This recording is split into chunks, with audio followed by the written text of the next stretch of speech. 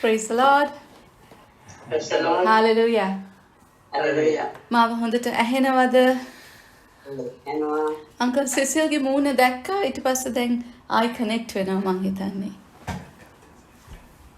Welcome, Sister Saman නේද? Praise Lord. Thank you for joining us. Senani, thank you for joining. තවත් ලස්සන දවසක්. දෙවියන් වහන්සේගේ වචනය ඉගෙන ගන්න ආසාවෙන් ඔබ ආවා කියලා මම විශ්වාස කරනවා. Sister Kumari, Sister Nirosha, Auntie Benita ඉන්නවද? අංකල් සුනිල්ට ඩබල් පවර් අද දෙන්නෙක් ඉන්න නිසා නේද අංකල්? right. අපි ඉක්මනට සමරි එකක් බලමු. ගිය සුමානේ ලෙසන් එක ඔයගලන්ට අහන්න ලැබුණා කියලා මම විශ්වාස කරනවා. අපි ශුද්ධාත්මයන්න් වහන්සේගේ දීමනාගේ ගැන කතා කරන්නේ. ශුද්ධාත්මයන්න් වහන්සේගේ දීමනා අපි කොට්ටාශ 3කට බෙදුවා. අපි මේ 3 වෙනි කොට්ටාශයේ අන්තිම එකට ඇවිල්ලා තියෙන්නේ. අපි ගිය සුමාන 2ක් විතර අපි ඉගෙන ගත්තා අන්‍ය භාෂාවෙන් කතා කිරීම ගැන. 3 වෙනි කොට්ටාශය ඔයගලන්ට මතක ඇති. මේක තමයි දිරිගැන්වීමේ දීමනා තියෙන කොට්ටාශය. The gifts of inspiration. It has to inspire. දිරිගන්වන්න ඕන. ඔබ කාගේ හරි ජීවිතේට දිරිගැන්වීමක් ගෙනෙන්න ඕනේ නම් දෙවියන් වහන්සේ ඔබට මේ දීමනාව දීලා තියෙනවා. දිරිගැන්වීම. right? ඒක හැමතිස්සෙම මතක තියාගන්න. හැම දීමනාවක් පිටුපස්ස දෙවියන් වහන්සේට අරමුණක් තියෙනවා. දෙවියන් වහන්සේ හරි ක්‍රමානුකූලයි. අපේ පියාණන් වහන්සේ කිසිම හේතුවක් නැතුව, පරමාර්ථයක් නැතුව, අරමුණක් නැතුව, සැලැස්මක් නැතුව කිසි දෙයක් කරන්නේ අපේ ජීවිතේ. ඉතින් ඔබයි මායි මේ ජීවිතේට එළඹුණාට පස්සේ දෙවියන් වහන්සේ අපිට තියෙන ආදරය නිසා අපිට දීමනා ලැබෙනවා. කා තුලින්ද? ශුද්ධාත්මයන්න් වහන්සේ තුලින්.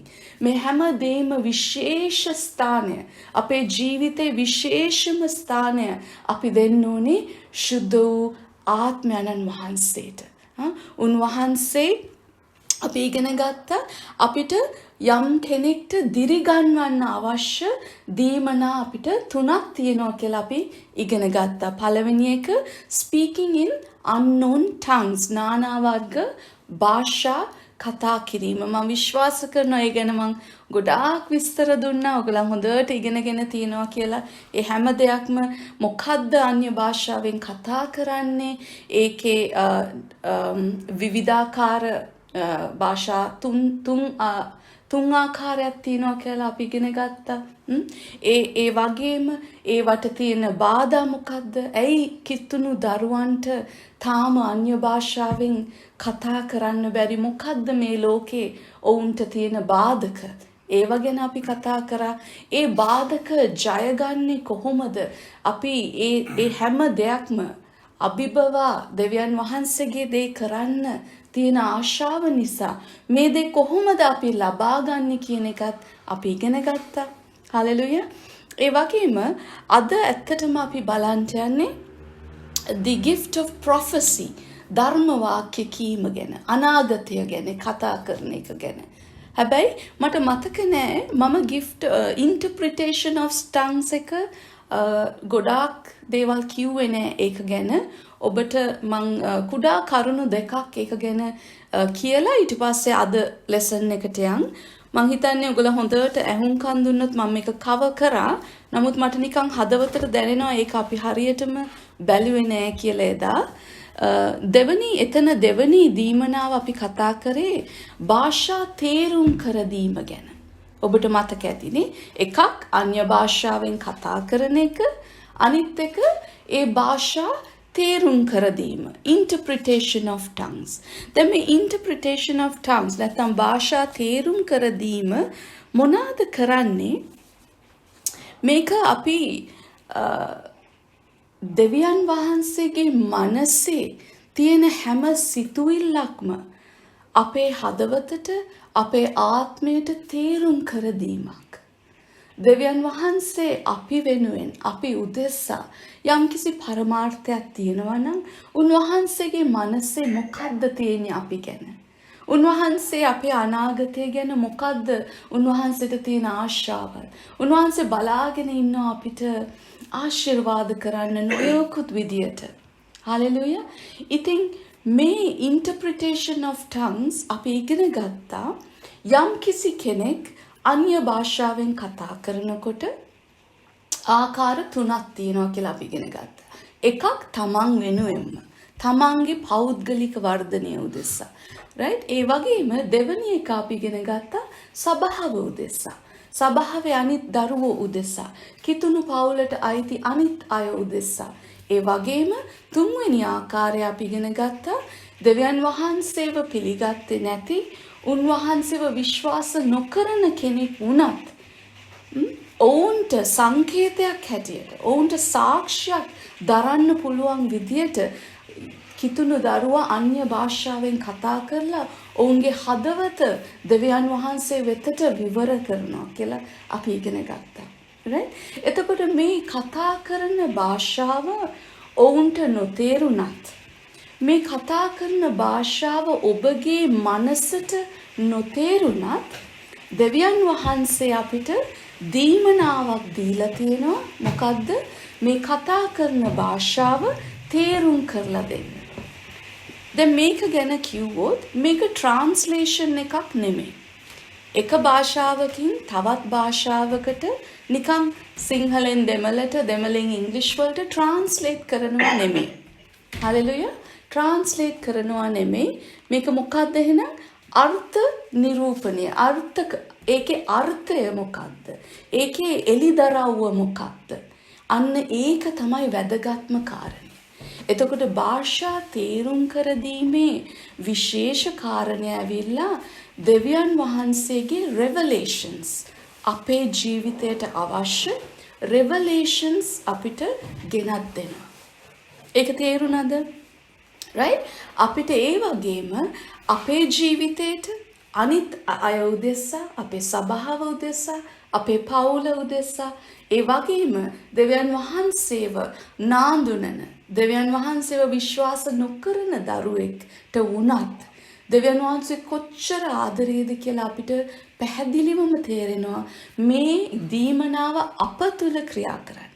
දේව දරුවා තුල තමයි ක්‍රියා කරන්නේ.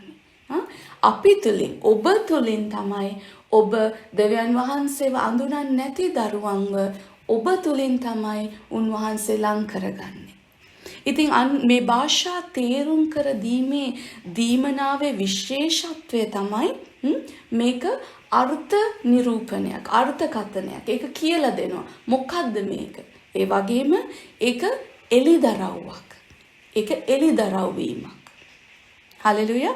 ඒ වගේම මේ දීමනාවෙන් මොකක්ද වෙන්නේ? ඔබ අන්‍ය භාෂාවෙන් කතා කිරීම වඩාත් ප්‍රබල වෙනවා. ඔබේ අන්‍ය භාෂාවෙන් කතා කිරීම පවර්ෆුල් වෙනවා. හරිම පවර්ෆුල් වෙනවා.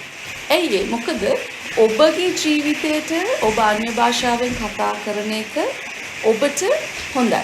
ඔබට යහපත්. ඔබේ ජීවිත ආශිර්වාදයක් වෙනවා. නමුත් අනිත් මනුෂ්‍යයට ඒක තේරෙන්නේ නැහැ. ඔබ අනිත් තවත් කෙනෙක් උදෙසා අන්‍ය භාෂාවෙන් ඔවුන් උදෙසා ඔබ යාඥා කරනවා නම් ඔබ අන්‍ය භාෂාවෙන් කතා කරනවා නම් ඔබ එලිදරව් ගෙනත් දෙනවා නම් ඔබ අන්‍ය භාෂාවෙන් විතරක් කතා කරලා ගෙදර ගියොත් එයාට ඒකින් ආශිර්වාදයක් වෙන්නේ නැහැ නේද? ඔබට දැන් නොතේරෙන භාෂාවකින් කවුරු හරි ඔබට ප්‍රීචින් එකක් දීලා ගෙදර යන්න කිව්වොත් ඔබ මොකද්ද කරන්නේ? ගියේ හිස් වෙලා ගෙදර එන්නේ හිස් වෙලා. දෙවියන් වහන්සේ එහෙම කරන්නේ නැහැ. දෙවියන් වහන්සේ මොනවද කරන්නේ? ඔබගේ ජීවිතය ගැන, ඔබගේ අනාගතය ගැන, ඔබට අවශ්‍ය කරන හැම දෙයක්ම දේව දරුවා තුල, කිතුණු දරුවා තුලින් කියලා දීලා ඊට පස්සේ ඔබට තේරෙන භාෂාවෙන් ඒකේ ඒ දරුවට එලිදරව් කරලා දෙනවා. හලෙලුයා. ඔබට තේරෙන භාෂාවෙන් ඒ කිතුණු දරුවා තුලින් එලිදරව් කරලා දෙනවා. මොකද්ද මේකේ රහස? මොකද්ද ඔබේ ජීවිතය ගැන මට කියන්න පුළුවන්? මෙන්න මේ දේවල් තමයි ඔබ සමහර විට දැකලා ඇති පාස්ටර්ස්ලා, ප්‍රොෆට්ස්ලා සමහර විට ඔබගේ අනාගතය ගැන මොන හරි වචනයක් දෙයි. නැත්නම් ඔබගේ පරණ ජීවිතය ගැන මොන හරි වචනයක් දෙයි. ඒගොල්ලන් ඔබව දන්නේ නැති වුණත් ඔවුන්ට එළිදරව් වෙනවා මොකද්ද ඔබේ ජීවිතේ වෙලා තියෙන්නේ කියලා. එතකොට අපි බැලුවොත් දේව වචනයක්. අපි පෙරලා ගමුද යොහාන් 16:13. යොහාන් 16:13. පාස්ටර් අපිට පොඩ්ඩක් ඒක කියවන්න. John chapter 16 verse 13. මගේ බයිබලය අලුත් කියවසුම 168 පිටුව 168 අලුත් කියවසුම යොහාන් 16 වෙනි පරිච්ඡේදයේ 13 වෙනි පදය. උන්වහන්සේ එනම් සැබෑකමේ ආත්මයන්න් වහන්සේ ආකල උන්වහන්සේ මුළු සත්‍ය කරා නුඹලාට මඟ පෙන්වනසේක. මක්නිසාද උන්වහන්සේ තමන්ගෙන්ම උපදවා කතා නොකර උන්වහන්සේ අසන දේ කියා පැමිණෙන්නට තිබෙන දේ නුඹලාට ප්‍රකාශ කරනසේක. ආමෙන්. පැමිණෙන්න තියෙන දේ පවා උන්වහන්සේ ඔබේ ආත්මයට ප්‍රකාශ කරනවා. හලෙලූයා. මේක හොඳට තේරුම් ගන්න. දෙවියන් වහන්සේ ඔබට එළිදරව්වක් දෙනවා. දෙවියන් වහන්සේ ඔබ තුලින් අන් මනුෂ්‍යයාගේ ජීවිතයට එළිදරව්වක් දෙන්න පුළුවන්. දෙවියන් වහන්සේ ඔබටයි මටයි මඟ පෙන්වන්නේ හැමතිස්සෙම දේව වචනය තුලින්. ඒක හොඳට මතක තියාගන්න. දේව වචනය තුලින් තමයි උන්වහන්සේ අපිට මඟ පෙන්වන්නේ. උන්වහන්සේ දැන් අපිට නොතේරෙන ඈත ඉන්න දෙවි කෙනෙක් නෙමෙයි. උන්වහන්සේ ඔබේ මගේ හදවත තුල අපේ ජීවිතය තුල ඉන්නා වූ අපේ පියාණන් වහන්සේ. උන්වහන්සේ කොච්චර ආදරේද අපිට. උන්වහන්සේ අපේ හැම ප්‍රශ්නයකටම උන්වහන්සේ ගාව පිළිතුර තියෙනවා. අපේ යම්කිසි ප්‍රහේලිකාවක් තියනවාද එයට විසඳුම උන්වහන්සේට තියෙනවා. අපිට ප්‍රඥාව අවශ්‍යද මේ ජීවිතේ යම්කිසි තීරණ ගන්න උන්වහන්සේගේ ප්‍රඥාව අපි තුල තියෙනවා. හැමතිස්සෙම මතක තියාගන්න යම්කිසි දෙයක් ඔබ හිතනවා නම් දෙවියන් වහන්සේට අයිති කියලා මේක හොඳට අහගන්න right යම්කිසි දෙයක් ඔබ හිතනවා නම් දෙවියන් වහන්සේට අයිති කියලා ඒ දේ දැන් තියෙන්නේ ඔබ තුලයි. දෙවියන් වහන්සේට අයිති යම් කිසි දෙයක් ඇද්ද? ඒ දේ දැන් තියෙන්නේ ඔබ තුලයි. හලෙලුයා. ඒක හොඳට මෙනෙහි කරන්න ඒ වචනය. 1 කොරින්ති 14:13 අපි බැලුවා මේ පාවුලතුමා කියනවා මම අන්‍ය භාෂාවෙන් උත් කතා කරනවා මම සාමාන්‍ය භාෂාවෙන් මගේ මනසට තේරුම් ගන්න පුළුවන් භාෂාවෙන් උත් මම යාඥා කරනවා කියලා. මෙතනදී ලස්සන්ටම උන්වහන්සේ කියලා දෙන්නේ අපිට මේ භාෂා තේරුම් ගැනීමේ වටිනාකම ගැන. මේ භාෂා තේරුම් කළා දුන්නම අන්‍ය භාෂාව කියන දීමනාව ගොඩාක් ඵල දරනවා.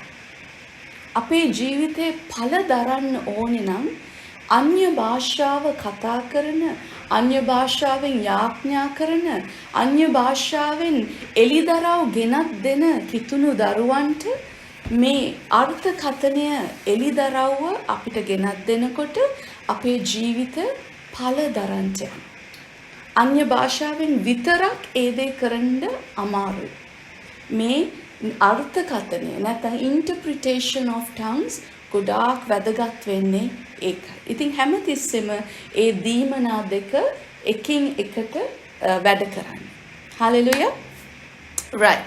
අද lesson එකට යන්. අද අපි කතා කරන්නේ අන්තිම gift එක ගැන ධර්ම වාක්‍ය කීම. The gift of prophecy. දැන් මට විනාඩියක් අරගෙන ඔයගලන් කියන්න. ඔයගලන් prophecy ගැන ධර්ම වාක්‍ය, අනාගත වාක්‍ය මේ ගැන මොකද්ද ඔයගලන්ගේ තියෙන සිතුවිල්ල? මොකද්ද ඔබ දන්නේ මේක ගැන? මට විනාඩියක් අරන් කියන්න බලන්න. මොකද්ද ඔබ මේ දේ ගැන අහලා තියෙන්නේ? prophecy කියන්නේ මොකද්ද? ධර්ම වාක්‍යයක් කියන්නේ මොකක්ද? කාටද කියන්න පුළුවන්?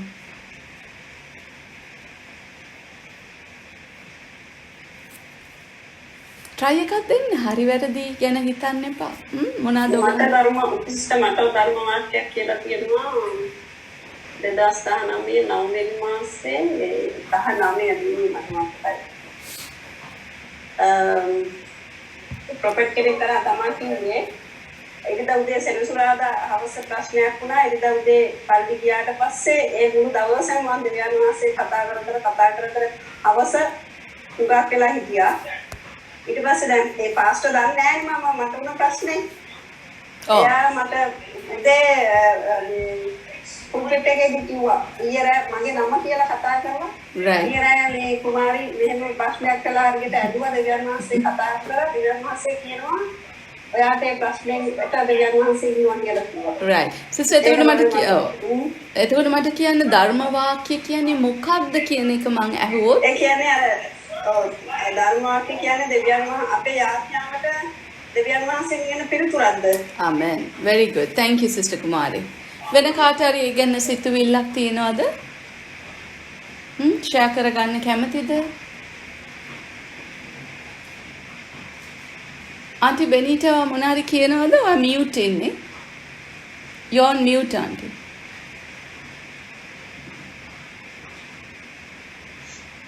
මට ප්‍රොෆෙසර් කියලා තියෙන පාස්ටර් කෙනෙක් ශ්‍රී ලංකාවේ ඉඳලා මෙහෙට ෆෝන් කරලා මට යාඥා කරගන්නවා මේ පොසිෂන් 4 එකේ කියලා තියෙනවා. right. මම කාර්ක ගන්නවා කියලා. එතකොට මගේ ළඟ බෑග් 500යි තිබුණේ 500යි. 500යි තිබුණේ 500යි.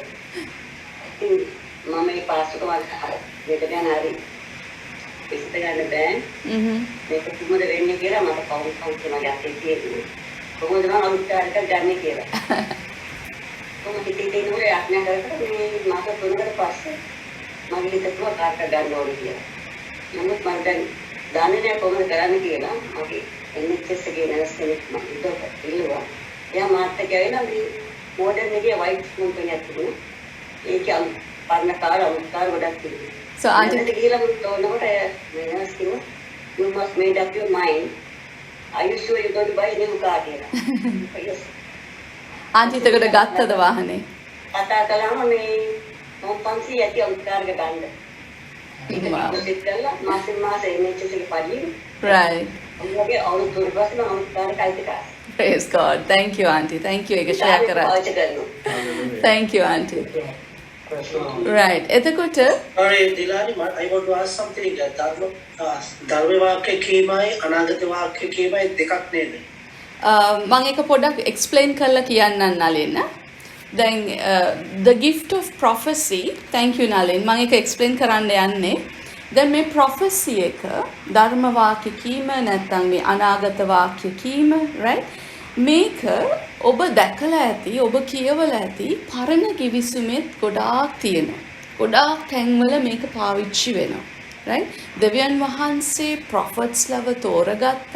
දෙවියන් වහන්සේ සමහර අය මව්කුසේ ඉඳලා ජෙරමායා වගේ prophet ඔබ අහලා ඇති ජෙරමායා කියන prophet ප්‍රොපේතමවරයව මේ මොකද්ද මව්කුසේ ඉඳලා තෝරගත්ත කියලා බයිබලයේ තියෙනවා. ඒ වගේම නොඒකුත් කාරණා පරණ ගිවිසුමේ දෙවියන් වහන්සේ ඔහුගේ සෙනගට ඊශ්‍රායල් ජාතියට කතා කරන්න, ඒ දරුවන්ට කතා කරන්න ඕන වෙලාවේදී උන්වහන්සේ පාවිච්චි කරා එක මිනිහෙක්.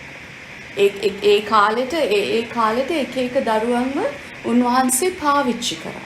ඉතින් ඒගොල්ලන් එතකොට ඔවුන්ගේ ඇතුළාන්තේ ශුද්ධාත්මයන් වහන්සේ ඇවිල්ලා හිටියේ නැහැ. ඔවුන්ගේ තුල ශුද්ධාත්මයන් වහන්සේ වාසය කරේ නැහැ.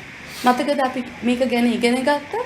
ශුද්ධාත්මයන් වහන්සේ අප තුලට වාසය කරන්න ආවේ යේසුස් ක්‍රිස්තුස් වහන්සේගේ මරණයත් උත්ථානයත් පස්සේ උන්වහන්සේ ස්වර්ගයට ගිහිල්ලා අපිව ශුද්ධාත්මයන් වහන්සේව අපිට ප්‍රකාශනය වුණා. ඔබට මතක ඇති ඒ විස්තර ඔක්කොම අපි ඉගෙන ගත්තා. අපේ ජීවිතයට, අපේ ඇතුළාන්තයට, අපේ ආත්මයට ශුද්ධාත්මයන් වහන්සේ ඇවිල්ලා අපිත් එක්ක දැන් වාසය කරන්නේ ජේසුස් ක්‍රිස්තුස් වහන්සේගේ උත්ථානයෙන් පස්සේ. එතකොට මේ පරණ ගිවිසුමේ මොකද්ද වෙන්නේ? දෙවියන් වහන්සේ ශුද්ධාත්මයන් වහන්සේගේ ආනුභාවය, දෙවියන් වහන්සේගේ බලය කරනකොට යම් කිසි ක්‍රියාවක් කරන්න ඕනේද? ඒ ක්‍රියාව කරන්න ඒ කෙනාව anoint කරනවා. දැන් යම් කිසි පණිවිඩයක් දෙන්න ඕන නම් රජ කෙනෙක් ගාවට ගිහිල්ලා ඒ කෙනාව anoint කරලා ඔහුට පණිවිඩය දීලා ඔහුව යවනවා ගිහිල්ලා මේ දේ මේ කෙනා මෙහෙම කියන්න කියලා. එතකොට තමයි ඒගොල්ලන් ඒ බලයෙන් ක්‍රියා කරන්නේ. ඒ බලයෙන් ක්‍රියා කරලා ඔවුන්ට අවශ්‍ය දේ දෙවියන් වහන්සේට අවශ්‍ය කාරණේ ඔවුන් ඉටු කරලා ඔවුන් ඒක ඉවර කරනවා. ඒක හොඳට ඔයගලන් පැහැදිලිව තේරුම් කරන්න. එතකොට අපි බලන්න ඕනේ පරණ ගිවිසුමේ ඔබ අනාගත වක්තෘන්ලා දිහා බලනකොට ඔවුන්ගේ කතා කියනකොට හැම තිස්සෙම දෙවියන් වහන්සේ ප්‍රොෆෙට් කෙනෙක් පාවිච්චි කරේ ඊශ්‍රායල් දරුවන්ට කතා කරන්න. ඇයි ඊශ්‍රායල්? ඒ දෙවියන් වහන්සේගේ තෝරාගත්ත සෙනග. එක්කෝ ඊශ්‍රායල් වංශයට ඒ ඔවුන්ගේ දරුවන්ට කතා කරන්න, පණිවිඩයක් දෙන්න, ඔවුන්ගේ අනාගතය ගැන යම් කිසි දෙයක් කියන්න. එහෙම නැත්තම් ඔවුන්ට ඉදිරිව ආපු සතුරන්ට කොහොමද ක්‍රියා කරන්න ඕනේ, කොහොමද යුද්ධවලින් ජය ගන්න ඕනේ, කොහොමද හැම බාධකයක්ම අභිබවා ඔවුන් ජයග්‍රහණය කරන්න කියන දේ තමයි පරණ ගිවිසුමේ දෙවියන් වහන්සේ ඔහුගේ දරුවන් සමග කතා කරේ. අනාගත ප්‍රොෆෙට්ස්ලා යූස් කරලා. ඒ වගේම විශේෂ කාරණයක් තමයි මම හිතන විදියට විශේෂම කාරණය තමයි පරණ ගිවිසුමේ ප්‍රොෆෙට් කෙනෙක්ව පාවිච්චි කරේ. ප්‍රොෆෙට්ස්ලා ගොඩක් අයව පාවිච්චි කරේ යේසුස් ක්‍රිස්තුස් වහන්සේගේ ඒම ගැන කතා කරන්න. යේසුස් ක්‍රිස්තුස් වහන්සේගේ ඉපදීම ගැන, යේසුස් ක්‍රිස්තුස් වහන්සේගේ ජීවිතය ගැන, යේසුස් වහන්සේගේ දෙවනීම ගැන, උන්වහන්සේගේ ජීවිතය ගැන අනාවැකි තමයි පරණ ගිවිසුමේ ප්‍රොෆෙට්ස්ලා ගොඩක් වෙලාවට අර ඒකට කියනවා මේ සම්පූර්ණයෙන් පරණ ගිවිසුමේ තේමාව කියලා ඔබ හිතුවොත්. පොතක තේමාවක් තියෙනවනේ සාමාන්‍යයෙන්. ඒ සබ්ජෙක්ට් එක ඉගෙන ගන්නකොට. ඉතින් අපි හිතුවොත් පරණ ගිවිසුමේ තේමාව මේන්ලි ප්‍රොෆෙට්ස්ලව යූස් කරේ යේසුස් ක්‍රිස්තුස් වහන්සේගේ එන එක ගැන කියලා දෙන්න. හලෙලුයා. අපි බැලුවොත් යොහාන් පොතේ අපි පෙරලා ගමුද? යොහාන් පොතේ පළවෙනි පරිච්ඡේදයේ 31 John 1:31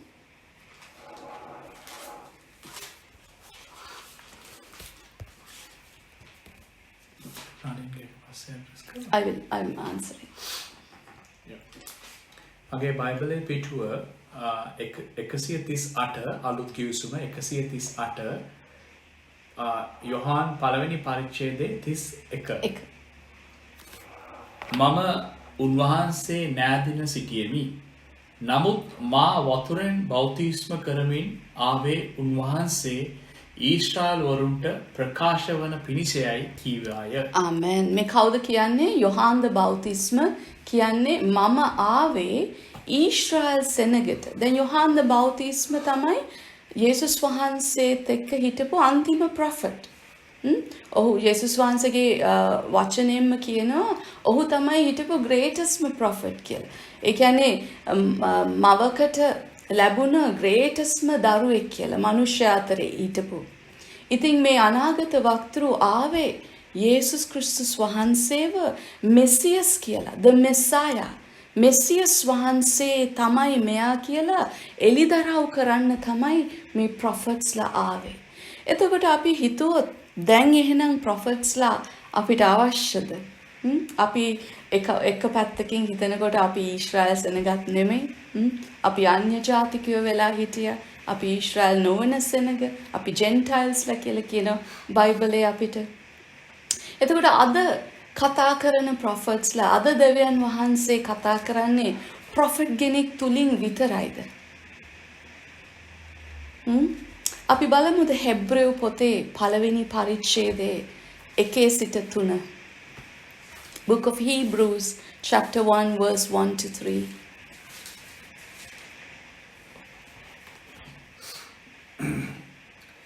මගේ බයිබලේ පිටුව 338 අලුත් කිවිසුම 338 හෙබ්‍රෙව් පළවෙනි පරිච්ඡේදයේ පළවෙනි පදයේ සිට තුන්වෙනි පදය දක්වා. දෙවියන් වහන්සේ ආදි කාලයේ බොහෝ කොටස් වලින්ද බොහෝ අන්දම් වලින්ද ප්‍රොපේතවරුන් ලවා පියවරුන්ට කතා කරවා මේ දවස්වල කෙළවරදී තමන් වහන්සේගේ පුත්‍රයාණන් ලවා අපට කතා කෙරවූසේක. උන්වහන්සේව සියල්ලන්ට උරුමකාරයා කළසේක. උන්වහන්සේ කරුණ කොටගෙන ලෝකවල් සෑදූසේක. උන්වහන්සේ දෙවියන් වහන්සේගේ මහන් තත්ත්වයේ ස්වභාවයටද උන්වහන්සේගේ දේවත්වයේ ස්වරූපයද වනසේක. Amen. තමන්ගේ බලපරාක්‍රමයේ වචනයෙන් සියල්ල දරමින් පව් ගැන පවිත්‍රවීමක් කළ පසු උසස් ස්ථානවල මහෝත්තමයන්න් වහන්සේගේ දකුණු පැත්තේ හිඳ ගත්සේක. Amen. Amen. මෙතන හොඳට පැහැදිලිව දේව වචනේ කියනවා ඒ කාලේ දෙවියන් වහන්සේ කතා කරේ ප්‍රොෆෙට්ස්ලා තුලින් කියලා. නමුත් දැන් තමන්ගේ ඊශ්‍රායල් සෙනගටත් ඒ වගේම අපේ සභා පවුලට නැත්නම් ජේසුස් ක්‍රිස්තුස් වහන්සේගේ ශරීරයට අයිති වන හැම කෙනෙක්ටම හැම දරුවෙක්ටම දෙවියන් වහන්සේ දැන් කතා කරන්නේ කා තුලින්ද? යේසුස් ක්‍රිස්තුස් වහන්සේ තුලින්. යේසුස් ක්‍රිස්තුස් වහන්සේ කියන්නේ අපි කියන්නේ කවුද? දේව වචනය, වාක්‍යානෝ. මෙතන කියනවා මේ යේසුස් ක්‍රිස්තුස් වහන්සේ වචනය පාවිච්චි කළ එක හොඳට ඔයගොල්ලෝ මෙනෙහි කරන්න. He was the expression of God. He was the complete expression of God, the glory of God. ඒක හොඳට ඔයගොල්ලන් අහලා මේ කියවලා බලන්න ආයේ. මෙතනදී අපි තේරුම් ගන්න ඕනේ ප්‍රොෆෙට් කෙනෙක් තුලින් විතරක් දෙවියන් වහන්සේ කතා කරන්නේ නැහැ. ප්‍රොෆෙට් කෙනෙක් විතරක් තුලින්. ඒක ගොඩක් වෙලාවට උනේ පරණ කිවිසුමේ. නමුත් අලුත් කිවිසුමේ ඊශ්‍රායල් සෙනගටයි දේව දරුවෙක් කියලා ඔබයි මා යේසුස් ක්‍රිස්තුස් වහන්සේව අඳුනන යේසුස් ක්‍රිස්තුස් වහන්සේගේ ජීවිතය තුලට ආපු ඔබයි මායි හැම දරුවෙක්ටම දැන් කතා කරන්නේ දෙවියන් වහන්සේ ඩිරෙක්ට්ලි. උන්වහන්සේ කතා කරන්නේ දේව වචනය තුල. උන්වහන්සේ කතා කරන්නේ ශුද්ධාත්මයන්න් වහන්සේ ඔබ තුල ඉන්නා වූ ශුද්ධාත්මයන්න් වහන්සේ තුලින්. නමුත් මේකේ යම් කිසි කාරණා තියෙනවා මේ ප්‍රොෆෙටික් මිනිස්ට්‍රි එකේ මේ අනාවැකි මේ ධර්ම වාක්‍ය මේ ප්‍රොෆෙසීස් කියන මේ දේ තුල නොයෙකුත් විවිධාකාර ඒකට මොනවද කියන්නේ? There are dimensions, different dimensions in the spirit. Different dimensions කියන්නේ ඒකට කියනවා මොනවද ඒකට කියන්නේ? ක්ෂේත්‍ර. විවිධාකාර ක්ෂේත්‍ර තියෙනවා. දැන් මං කිව්වොත් ආත්මික තලයේ අපි ඉගෙන ගත්තා අපේ ඇදහිල්ලට පියවරවල් තියෙනවා කියලා. අපේ හැම දරුවෙක්ගේම ඇදහිල්ලට පියවර තියෙනවා කියලා. ඒ වගේම අපි ඉගෙන ගත්තා අපේ හැම දරුවෙක්ටම ආලේපයේ එක එක මට්ටම් තියෙනවා කියලා. ඔබ තමයි ඒ මට්ටම දියුණු කරන්න ඕනේ. ඔබ තමයි ඒක එක තැනකින් next level එකට ගෙනියන්න පුළුවන් ඔබට තමයි. ඒ වගේම මේ අනාවැකිය තුල the prophecy, the prophetic ministry එක තුල එක එක ක්ෂේත්‍රයක් තියෙනවා. එක එක dimensions තියෙනවා. මම මේක ගොඩාක් deeply ඔයගලන්ට ගෙනියන්න යන්නේ නැහැ. නමුත් මම brief summary එකක් දෙන්නම්. නලින් එතකොට ඔයාගේ ප්‍රශ්නෙට උත්තරෙත් මම හිතන්නේ මේකෙන්ම ඔයාට හොඳට තේරුම් ගන්න පුළුවන් වෙයි. මොකද්ද මේකේ තියෙන වෙනස්කම් කියලා. right? සමහර විට අපි මේ හැම එකක්ම කලවම් කරගෙන අනාගතය ගැන වචනයක් කිව්වොත් ප්‍රොෆෙට් කෙනෙක් අපි කියනවා ප්‍රොෆෙසි කියලා. එතකොට ඔබගේ පාස්ට් එක, ඔබගේ හිස්ටරි එක, ඔබගේ පරණ ජීවිතය ගැන යම්කිසි අර්ථයක්, යම්කිසි දෙයක් වෙච්ච දෙයක් ගැන ප්‍රොෆට් කෙනෙක් කතා කරොත් ඒක අනාගත වාක්‍යයක් නෙමෙයි. ඒක මොනවාද අපි ඉගෙන ගත්තේ? It's the gift of I forgot the name now. මට අමතක වුණා. කාටද මතක? ඒක මොනවාද gift එක කියලා? The gift of word of knowledge. දැනගැනීමේ වචනය. ඔබට මතකද අපි ඉගෙන ගත්තා? The word of wisdom, ප්‍රඥාවේ වචනය. The word of knowledge, දැනගැනීමේ වචනය. And discerning of spirits, ආත්ම විමසීම. 1 Corinthians 12:9. 1 කොරින්ති 12:9 වෙනි පදේ. මේ දැනගැනීමේ වචනයක් තමයි එතකොට ඒ ප්‍රොෆට් හරි ඒ පාස්ටර් හරි ඔබට කියන්නේ. දැන් සාමාන්‍යයෙන් ඔබ ප්‍රොෆට් කෙනෙක් මොන හරි කිව්වම ඔබ කියන්නේ අනාවැකියක් දුන්නා කියලා.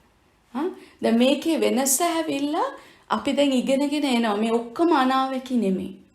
නමුත් ඔබගේ අනාගතය ගැන ඔහු යම්කිසි වචනයක් ඔබට දුන්නොත් අන්න ඒක අනාවැකියක් වෙනවා. right? එතකොට මොකද්ද මේ තියෙන ආත්මික තලයේ තියෙන වෙනස්කම්? දැන් මම මේක එක්ස්ප්ලেইন කරන්න උදාහරණයක් ගත්තොත් ඔයගලන් හැම කෙනෙක්ගේම ගෙදර ඉලෙක්ට්‍රිසිටි තියෙනවද? විදුලි බලය වැඩ කරනවද? මට අතවනන්න බලන්න වැඩ කරනවා නම්. කවුරු හරි මට කියන්න අංකල් සුනිල් මට කියන්නකෝ. අංකල් සුනිල් මට කියන්න ඔයා ඉලෙක්ට්‍රිසිටි පාවිච්චි කරන්නේ එක දෙයක් කියන්නේ. ඇයි පාවිච්චි කරන්නේ කියලා? මොන උපකරණයක් භාවිතා කරන්නද? අංකල් වා මියුට් ඉන්නේ.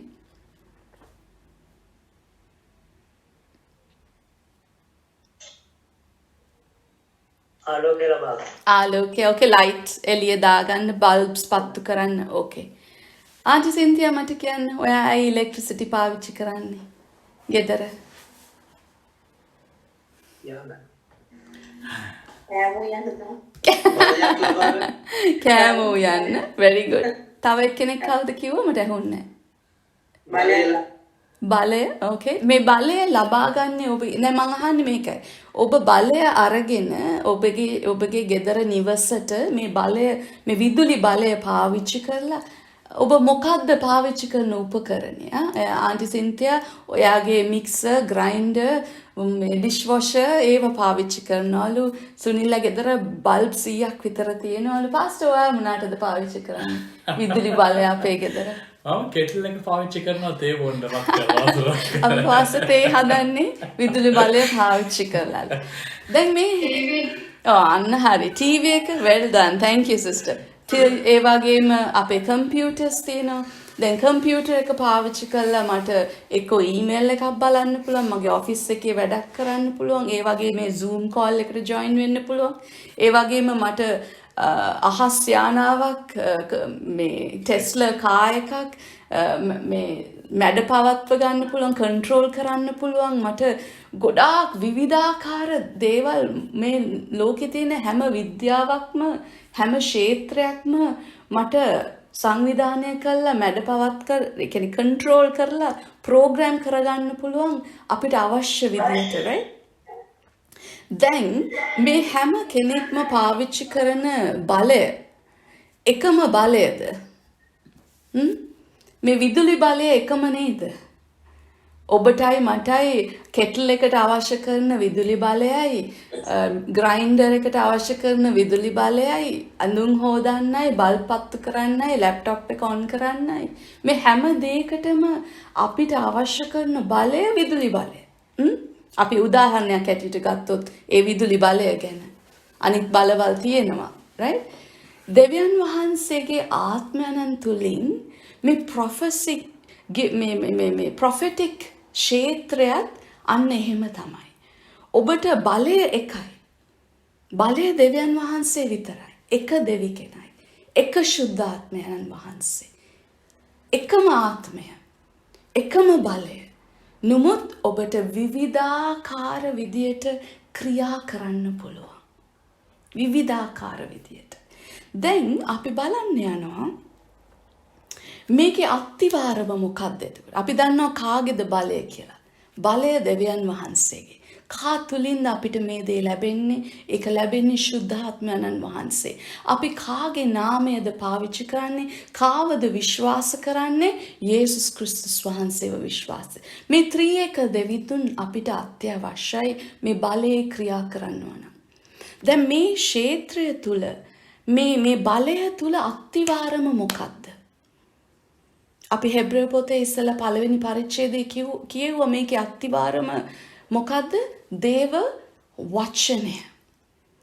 ප්‍රොෆෙසි එකේ අනාගත වචනවල ප්‍රොෆෙටික් මිනිස්ට්‍රි එකේ ඔබ කොච්චර දේවල් කරත් ඔබ හැම ඕනම දේ ඔබ කුස්සියේ වැඩ කරත් ඔබ යාන්ත්‍රණයක් ඔෆිස් එකේ වැඩ කරත් ඔබ මැෂින් එකක වැඩ කරත් ඔබ ෆැක්ටරි එකක වැඩ කරත් ඔබගේ අත්විවරම දේව වචනය විය යුතුයි. ඔබගේ අත්විවරම බයිබලයේ විය යුතුයි. ඇයි ඒ?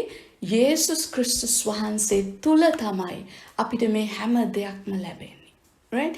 මේකෙදි මං කාරණා 4ක් ඔයගලන්ට ගේන්න යනවා. විවිධ ඔබ හිතන්නකෝ පියවරවල් 4ක් කියලා. අපි ආලේපය ගැන පියවර කතා කරා වගේ පියවර 4ක්, ක්ෂේත්‍ර 4ක්.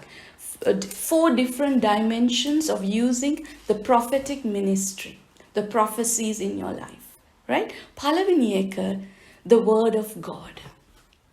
පළවෙනි එක the prophetic word of God. මොකක්ද word of God? දේව වචනය.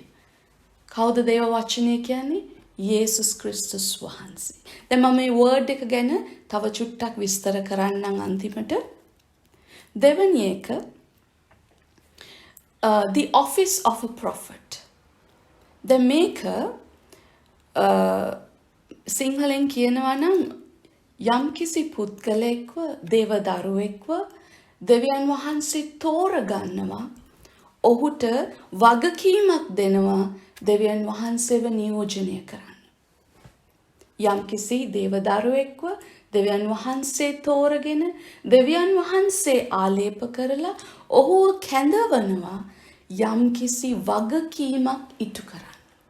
ඒකට කියන්නේ the office of a prophet කියලා. hallelujah. the office of a prophet. දැන් අපි බලමු යෙරමියා පොතේ පළවෙනි පරිච්ඡේදයේ අපි ඒ prophet ගැන පොඩ්ඩක් බලමු මොකද්ද කියන්නේ කියලා. යෙරමියා පරණ ගිවිසුමේ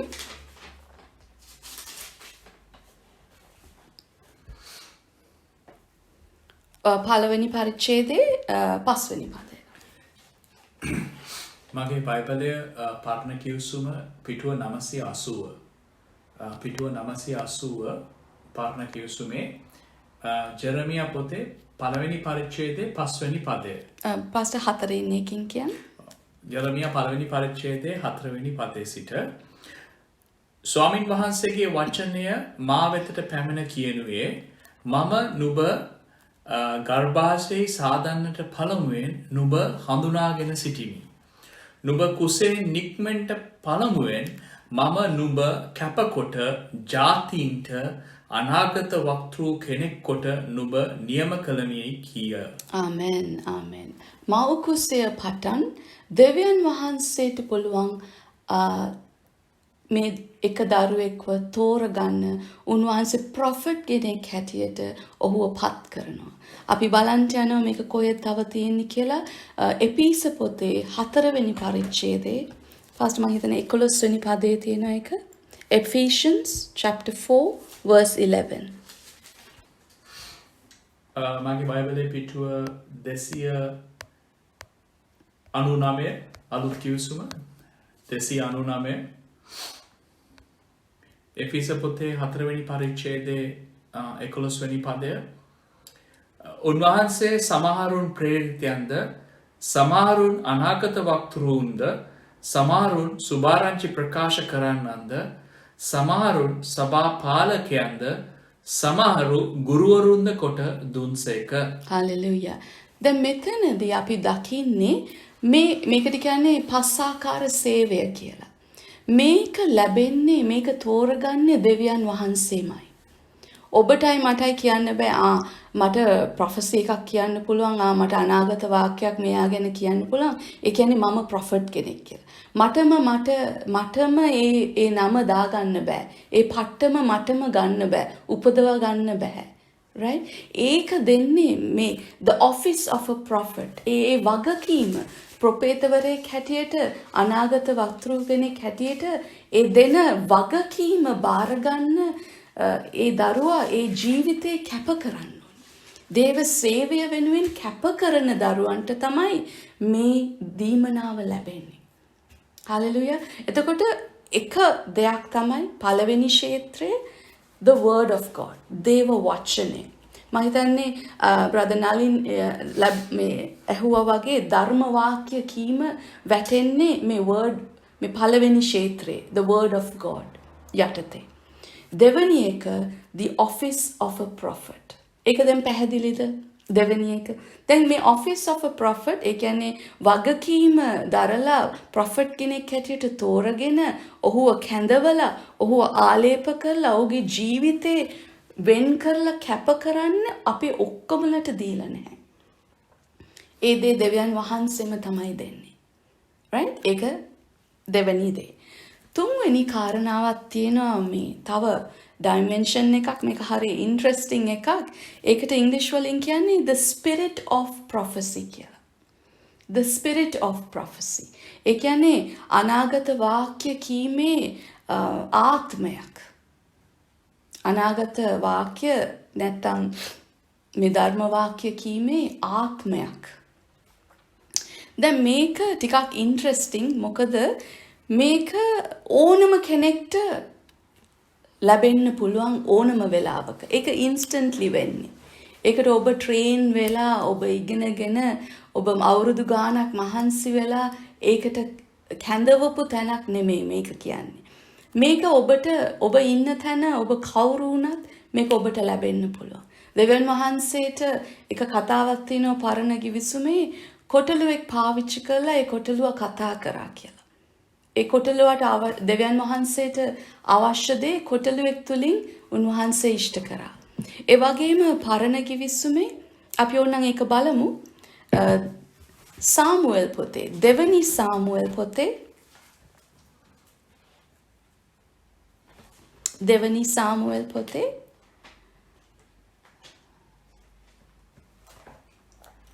23 වෙනි පරිච්ඡේදයේ දෙවෙනි පදය. මගේ බයිබලයේ පරණ කිවිසුම 444. මගේ බයිබලයේ පරණ කිවිසුමේ 444 පිටුව දෙවනි සෑමුවෙල් දෙවන පරිච්ඡේදයේ සමාවෙන්න දෙවන සෑමුවෙල් 23 වෙනි පරිච්ඡේදයේ දෙවන පදය.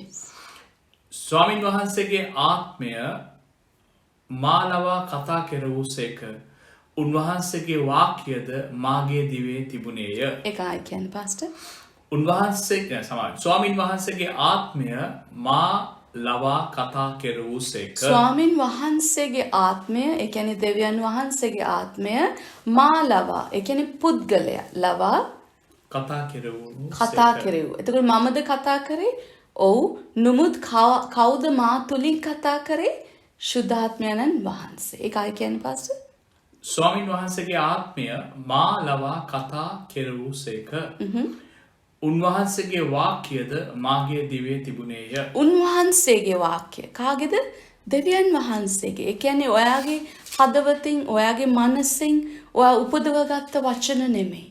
දෙවියන් වහන්සේගේ මනසේ යම්කිසි දෙයක් තියෙනවද? වචන ටිකක් තියෙනවද? යම්කිසි පණිවිඩයක් තියෙනවද උන්වහන්සේට බලය තියෙනවා. යම්කිසි මිනිස්සෙක් භාජනයක් පාවිච්චි කරලා ඒ කෙනා තුලින් මේ ප්‍රොෆෙසි එක දෙන්න. ඒ කෙනා තුලින් කතා කරන්න. දෙවියන් වහන්සේගේ මනසේ තියෙන ඒ සිතුවිල්ල මිනිස්සෙක් කරහා ඔබට ගේන්න පුළුවන් දෙවියන් වහන්සේට. හලෙලුයා. ඒ වගේම අපි බලමු පාස්ටර් පළවෙනි සාමුවෙල් පොතේ අපි දැන් බැලුවේ 2 සාමුවෙල්නේ. පළවෙනි සාමුවෙල් පොතේ 19 වෙනි පරිච්ඡේදයේ 1 Samuel 19 verse 23. 1 සාමුවෙල් 19:23. දැන් මෙතන තියෙන කතාවක් ඇවිල්ලා අපේ පාස්ටර් කියවන්නකෝ මං කියන්න. මගේ පිටුව පරණ කිවිසුම 390 පළවෙනි සෑමුවෙල් 19 වෙනි පරිච්ඡේදයේ 23 වෙනි පදය. ඔහු රාමා යොනා යොත්ත කීවෝය. එවිට ඔහු කෙරෙහි දෙවියන් වහන්සේගේ ආත්මය පහළ වූයෙන් ඔහු රාමාන්හි නායොත්ත පැමිණෙන තුරු ධර්මවාක්‍ය පවසා ගියෝය. ඔහු තමාගේ වස්ත්‍ර ගලවා දමා සාමුවෙල් ඉදිරියේ ධර්මවාක්‍ය පවසා ඒ මුළු දවාලත් ඒ මුළු රාත්‍රියත් නග්නව වැටි උන්හෝය. එබැවින් සාවුලුත් ප්‍රොපේතවරුනුත් අතරේදී මනුෂ්‍යයෝ කියති. ඒ අන්තිම එක කියවන්න. එබැවින් සාවුල් දැන් සාවුල් රජතුමා ගැන මේ කතාව කියන්නේ ප්‍රොපේතවරුන් අතරේදයි මනුෂ්‍යයෝ කියති. ඔව් දැන් මේ මිනිස්සු අහන මොකද්ද කතාව? සාවුල් රජතුමා දැන් දෙවියන් වහන්සේගේ ප්‍රොපේතවරන්ට මේ සාමුවෙල් කියන ප්‍රොෆෙට් විරුද්ධව ඔහුගේ ගොඩාක් ප්‍රොෆෙට්ස්ලා හිටියා ඔහුගේ යටතේ ඉගෙන ගන්න. ඔවුන්ට විරුද්ධව ක්‍රියා කරන්න යන මොහොතේ ඔවුන්ට විරුද්ධව යම්කිසි දෙයක් කරන්න යනකොට ඔහු කොමාරි ලුහු බැඳලා ඔහු හොයාගෙන එතන ළඟට එනකොට මේ දෙවියන් වහන්සේගේ ආත්මය සාවුල් මතට ඇවිල්ලා සාවුලුත් මේ not දෙවියන් වහන්සේගේ the spirit of prophecy මේ ප්‍රොෆෙසයි කරන ධර්මවාක්‍ය කියන ආත්මය සාවුල් මතත් ඇවිල්ලා සාවුලුත් දැන් ධර්මවාක්‍ය කියන්න ගත්තලු. එතකොට වටේ ඉන්න මිනිස්සු බැලුවා මොකද්ද මේ මිනිස්සයා කරන්නේ? එයාත් දැන් මේ ධර්මවාක්‍ය කියනවා. එයාත් දැන් අනාගත වාක්‍ය ප්‍රකාශ කරනවා. අර ප්‍රොෆෙට්ස්ලාත් ඒක කරනවා. මේ රජතුමාත් ඒක කරනවා. අනිත් එක ඒ රජතුමා දිහා බලනකොට ඔහු නග්න වෙලා ඔහු මුළු රාත්‍රියම එතන වැතිරේ ඉඳලා ඒක කරාලු. එතකොට දැන් මේ මිනිස්සු දකින්න මිනිස්සු කියනවා එතකොට මෙයාත් දැන් ප්‍රොෆෙට් කෙනෙක් වෙලාද? මෙයා කිංනේ, මෙයා රජතුමානේ මෙතන දැන් කියලා. දැන් මේ කතාවේ මම ගෙනාවේ පෙන්නන්න මේ spirit of prophecy කියන එක ඕනම කෙනෙක් මතට එන්න පුළුවන්. ඒකට ඔබව කැඳවීමක්, ඔබව වෙන් කිරීමක්, ඔබ දේව දරුවෙක් වෙන්න ඕනේ නැහැ. ඕනම කෙනෙක් මතට එන්න පුළුවන්. right? ඔබට මතකද මං කියලා දුන්නා මේ ලෝකේ අපේ මේ ලෝකේ ස්පිරිට්ස් 3ක් ක්‍රියා කරනවා කියලා. ස්පිරිට්ස් 3ක් ආත්ම 3ක් ක්‍රියා කරනවා කියලා මං කිව්වා. ඔබට මතකද? කාටද මතක? මොනවාද ඒ ආත්ම 3 කියලා? right මම මතක් කරන්න වෙලාව නිසා. එක සුද්ධ වූ ආත්මයන්න් වහන්සේ දෙවියන් වහන්සේගේ ආත්මය. දෙවෙනි එක අශුද්ධ ආත්මය නැත්නම් යක්ෂයාගේ ආත්මය ක්‍රියා කරනවා. තුන්වෙනි එක මනුෂ්‍යගේ ආත්මයක් තියෙනවා. මනුෂ්‍යගේ මගේ තමන්ගේ ආත්මය ක්‍රියා කරනවා. right? එතකොට මේ the spirit of prophecy කියන එක ඕනම විදියකට එන්න පුළුවන්. ඒක දෙවියන් වහන්සේගෙන්ම කියලා ඔබට හරියටම කියන්න බෑ. දැන් මෙතනදී මේ කතාවේදී අපි දකිනවා මේක දෙවියන් වහන්සේකින් වෙන්න බෑ. මොකද ඔහු නග්න වෙලා ඔහු බිම වැතිලා ඒ මුළු රාත්‍රියම එහෙම කතා කරලා අනිත් එක එයා ගියේ දෙවියන් වහන්සේට විරුද්ධව ක්‍රියා කරන්න. නමුත් ඔහුගේ මේ ධර්ම වාක්‍ය කීමේ මේ ස්පිරිට් එක ඔහුගේ ඇඟට ආවා. ඔබට තේරෙනවද මං කියන එක? එතකොට අපි දැනගන්න ඕනේ ඒක මං උගන්වන්නම් Thursday. අපි දැනගන්න ඕනේ මේ ස්පිරිට් එක දෙවියන් වහන්සේගේ ආත්මයෙන්ද මෙයා මේ කියන්නේ? අශුද්ධ ආත්මයක්ද මෙයා තුලින් ක්‍රියා කරන්නේ? නැත්නම් තමන්ගෙන්ම දේ උපදවලා තමන්ගේ මනසෙන් තමන්ගේ ඉන්ටෙලිජන්ස් එකෙන් පොඩ්ඩක් රිසර්ච් කරලා පොඩ්ඩක් Google කරලා යම් කිසි පුද්ගලය ගැන හොයලා බලලා ඒක ගැන හොයලා විස්තර කරලා එතනට ඇවිල්ලා මම නිකන් අනාවැකි කියනවා වගේ කියනවද? එතකොට මේ දේ අපි අඳුන ගන්න ඕනේ. අපි අඳුනගන්නේ කොහොමද කියන එක මම Thursday උගන්වන්නම්. මම අන්තිම දේ කියලා දෙන්නම් දැන් හතරවෙනි ක්ෂේත්‍රය හතරවෙනි මේ ඩයිමෙන්ෂන් එක මම ඉස්සෙල්ලා 3 කියලා දෙන්න. word of God. 2 the office of the prophet දේව වචනය and අනාගත වක්තෘ කියන වගකීම දරන පුද්ගලයා. ඔහු නියෝජිතෙක්, රාජකීය නියෝජිතෙක්. 3වෙනි එක මේ අනාවැකි කීමේ ආත්මය. අනාගත වැකිකීමේ ආත්මය. 4වෙනි එක තමයි අපි ඇත්තටම ඉගෙන ගත්තේ මේ දවස්වල the gift of prophecy. දෙවියන් වහන්සේ තුලින් ඒ දීමනාව අපිට ලැබෙන දීමනාව. ශුද්ධාත්මයන් වහන්සේ අප තුළ ඉන්න නිසා උන්වහන්සේ ක්‍රියා කරනවා අපේ ජීවිත තුළ. දැන් අර පරණ ගිවිසුමේ ක්‍රියා කරා වගේ නෙමෙයි. දැන් හැම දේව දරුවෙක්ටම පුළුවන් ශුද්ධාත්මයන් වහන්සේ තුළ අනාවැකි ප්‍රකාශ කරන්න. හැම දරුවෙක්ටම, හැම ක්‍රිස්තියානි දරුවෙක්ටම මොකද්ද කරන්න පුළුවන්? මගේ ජීවිතයට, මගේ අනාගතයට මට අවශ්‍ය කරන දේ, මගේ ලයිෆ් එක, මගේ ඩෙස්ටිනි එක, මගේ ඩිවයින් ඩෙස්ටිනි එක හදාගන්න, මගේ ඉරණම හදාගන්න මට පුළුවන් වෙනවා මගේ ජීවිතයේ අනාවැකි ප්‍රකාශ කරමින්. හලෙලුයා. මෙතනදී අපි බලමු බයිබල් පදය 1 කොරින්ති 14 වෙනි පරිච්ඡේදයේ 3 වෙනි පදය. 1 කොරින්ති 14 වෙනි පරිච්ඡේදයේ 3 වෙනි පදය.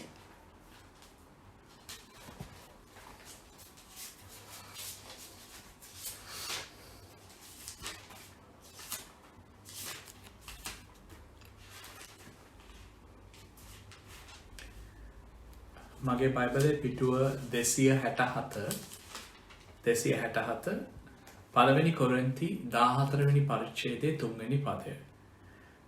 නමුත් ධර්ම වාක්‍ය පවසන්නා වර්ධනය වීමටද දැනමුතුකමටද සැනසීමටද පිණිස මනුෂ්‍යයන්ට කතා කරන්නේය. ආමෙන්. පාස්ටර් පොඩක් ආයි කියන්න. නමුත් ධර්ම වාක්‍ය පවසන්නා වර්ධනය වීමටද පළවෙනි එක වර්ධනය වීමට, දැනමුතුකම්ද දෙවෙනි එක දැනමුතුකම් වලටද, සැනසීමද තුන්වෙනි එක සැනසීමද පිණිස මනුෂ්‍යයන්ට කතා කරනසේක. හලෙලූයා. එතකොට මේ gift of prophecy ධර්ම වාක්‍ය නැත්නම් අනාගත වාක්‍ය කීමේ දීමනාව මතකද අපි කතා කරද්දී දැන් අන්‍ය භාෂාවෙන් කතා කිරීමේ දීමනාව තියෙනවා. ඒ වගේම ඒවා ඉන්ටර්ප්‍රිට් කරන්න දීමනාවක් තියෙනවා. දැන් මේක කිතුණු දරුවා තුල අද අලුත් කිවිසුමේ හැම දරුවෙක්ටම ඔබටයි මටයි දීලා තියෙන දීමනාවක් මේක. මේක ප්‍රකාශ කරන්නේ මොන හේතුවක් නිසාද?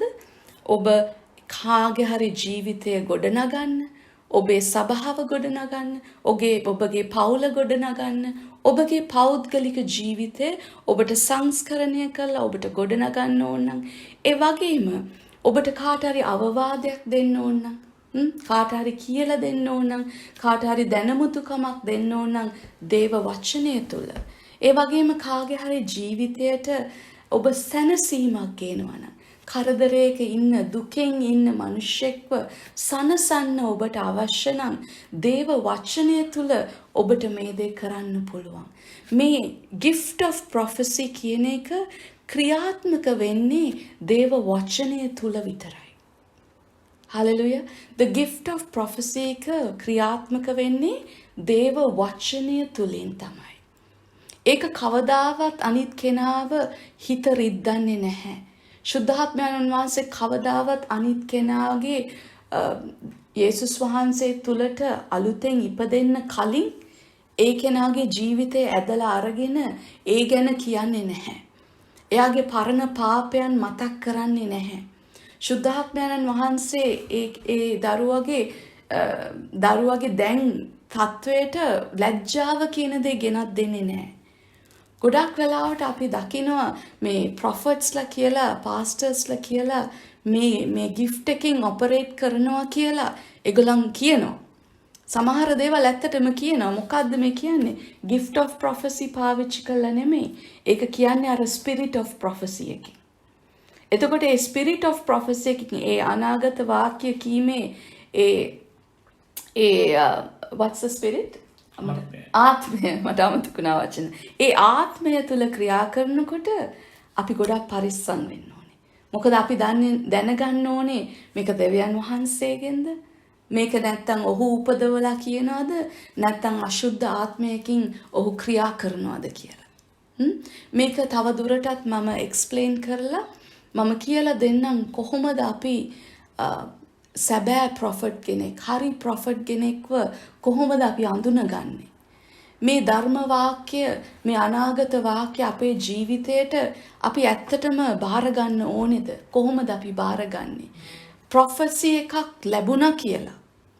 දැන් සිස්ටර් කුමාරි ඉස්සලා කිව්වා පාස්ටර් කෙනෙක් යට ප්‍රොෆෙසි කරා කියලා. ඒ වගේම ආන්ටි බෙනීටත් කිව්වා. දැන් ප්‍රොෆෙසි එකක් ලැබුණා කියලා.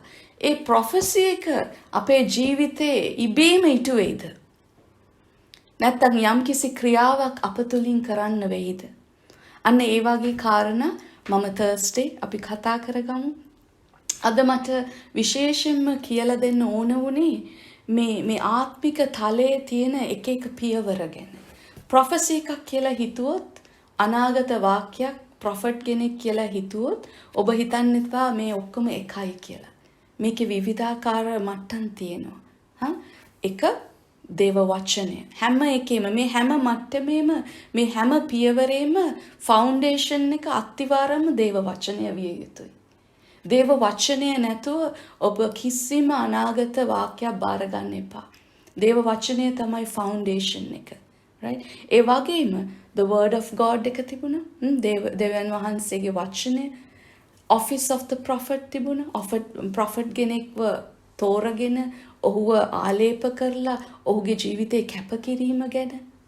තුන්වෙනි එක ආත්මය. ඒ කියන්නේ මේ අනාවකී ප්‍රකාශ කිරීමේ ආත්මය ගැන තලයක් තියෙනවා. හතරවෙනි තලය තමයි මේ දීමනාව. අනාගත වාක්‍ය ප්‍රකාශ කිරීමේ දීමනාව. මේ දීමනාවට ලැබෙන විදියක් තියෙනවා. ඒ දීමනාව ලැබෙන අරමුණක් තියෙනවා. මේ හතරෙන්ම අපි ක්‍රියාත්මක වෙනකොට අපිට හොඳට තේරුම් ගන්න පුළුවන් වෙන්න ඕනේ මොකද්ද මෙතන වෙන්නේ. යම් කිසි දෙයක් ඔබ දැක්කොත්, ඔබ චර්ච් එකට ගිහිලා හරි ඔබ ගිය තැනක ඔබ යම් කිසි දෙයක් දැක්කොත් ඔබට ටක් ගාලා තේරුම් ගන්න ඕනේ right මේක ක්‍රියාත්මක වෙන්නේ මෙහෙමයි. මෙතන වෙන්නේ මේකයි කියන ඒ දැනුම ඔයගලන්ට ලැබෙන්න යනවා මේ දේව වචනේ ඉගෙන ගැනීම තුලින්. හලෙලුයා. මම ඒක හොඳට තව විස්තර කරලා කියන්නම් on Thursday. මම දැන් නවත්තන්නම් මෙතනින්. අපි මොහොතක් අරගෙන දෙවියන් වහන්සේට මේ වෙලාව බාර දෙමු. උන්වහන්සේගේ වචනයට අපි ස්තුතිවන්ත වෙමු. අපි ස්තුති කරමු උන්වහන්සේට. මුළු හදවතින් ඔබ ස්තුති කරන්න උන්වහන්සේට. Thank you Jesus.